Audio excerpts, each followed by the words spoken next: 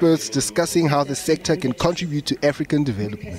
90% of export is conducted by sea, but in an unfair exchange, it earns only 10% from revenue. Stakeholders have also committed themselves to improve trade on the continent. The AU chair has also challenged delegates to ensure the sector benefits women and the youth. By 2050, which is the timeline for the maritime strategy, this continent will be having more than 2 billion people.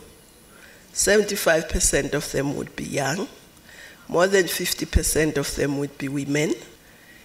It's a huge asset if well managed, if we invest in it to drive the economic, social, cultural development of the continent, the modernization of the continent. But if not handled properly, it can be a huge liability. The conference has also proposed that there should be an African Maritime Bank that will help fund maritime programs on the continent.